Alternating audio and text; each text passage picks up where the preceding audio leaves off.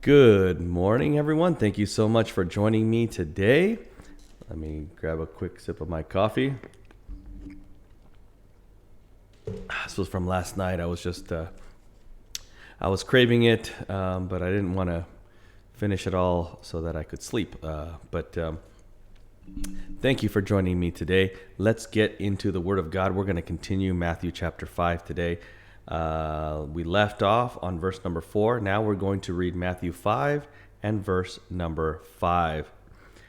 Blessed are the meek, for they shall inherit the earth. I want to remind you yet again that this sermon here, the Beatitudes, it is a package deal. So first and foremost is verse number 3, which we talked about a few days ago.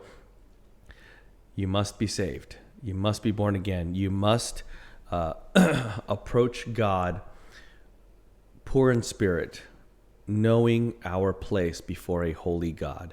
And that's first and foremost. Without that step, these other verses do not apply. Okay? So just because you are meek doesn't mean that you're going to partake in this promise if you are not a believer, if you are not saved, if you are not born again, if you have not come before your Creator poor in spirit. Now, with that out of the way, let's get into verse 5. Blessed are the meek, for they shall inherit the earth. I believe this verse is talking about, it's kind of a twofold message here. Number one, I do believe it's talking about people and their nation, their land. Okay, for example, for us, we are Americans. America is our land, our nation. And this here is talking about blessed are the meek.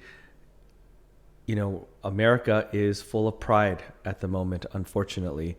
But I believe that if we would humble ourselves and seek his face, as it says in 2 Chronicles, and turn from our wicked ways, then he will heal our land, and we can essentially inherit the earth, our portion of the earth, our land, right?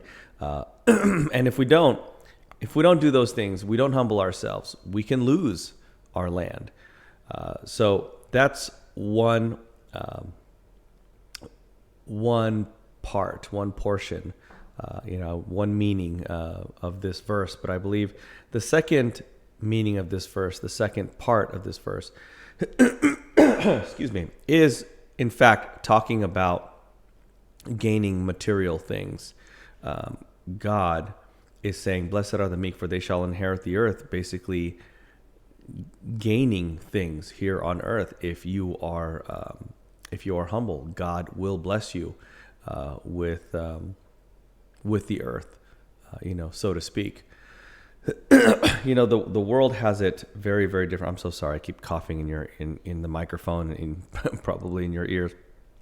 At least my cough is getting better, but my lungs are still, I still need to clear my lungs every now and then. So I will try as hard as I can not to cough or clear my throat. Anyway, but the world likes to promote pride, right? In more ways than one. But even in acceptable society, you want to make it in the corporate world. Well, you have to promote yourself. You have to be very good at being prideful. And they call it confidence. But come on, let's be honest. It's pride.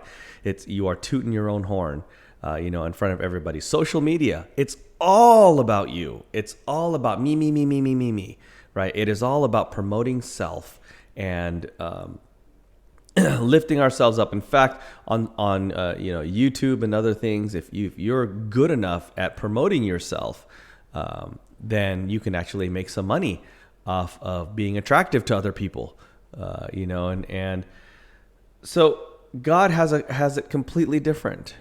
He says, if you want to gain, you want to gain the earth. You want me to give you things.